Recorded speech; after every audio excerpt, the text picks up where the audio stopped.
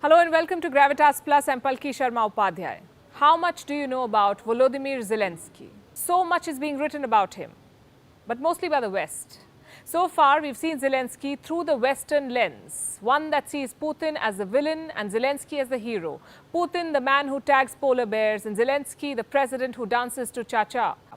The post-Soviet era gave him the chance to mock politicians in broad daylight. A comedy show sprung up on Russian TV called KVN. It pit teams from across former Soviet states against one another.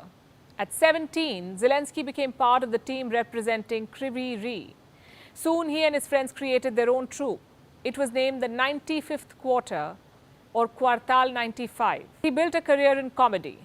Back in those days, oligarchs would often invite comics and satirists to their parties. Zelensky was invited to perform at Viktor Yanukovych's birthday party.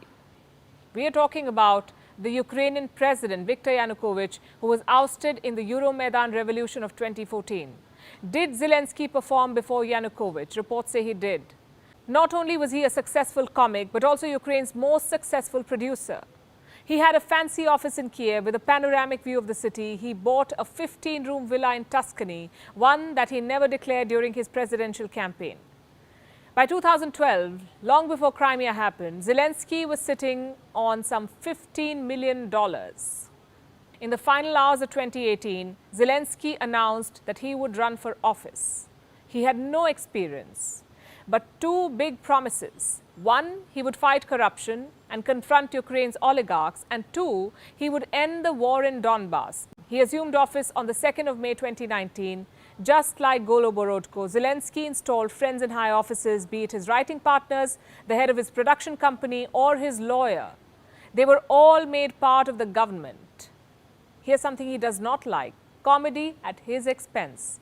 If comic Zelensky were to look at President Zelensky today, he would get a lot of fodder for his scripts. One, the president has not been able to weed out corruption.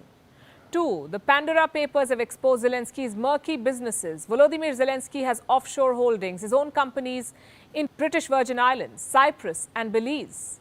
His team says Zelensky is quote-unquote like any other business person in Ukraine, but you don't get to be both, a businessman and a statesman. 3. Zelensky has also displayed authoritarian traits. He has banned 3 TV stations in Ukraine. Observers say, just like Putin, Zelensky too may be seizing power from the oligarchs only to strengthen his own personal authority and advance his interests. In 2020, Zelensky dismissed a general prosecutor because he reportedly refused to pursue cases that helped the president's cause. A governor of a national bank was removed too because he was not loyal enough. The deputy governor too was removed because she had raised concerns about the bank's independence. 4. Zelensky has failed to deliver his biggest campaign promise. There is no peace in Donbass. The region has now been taken over by Russian forces.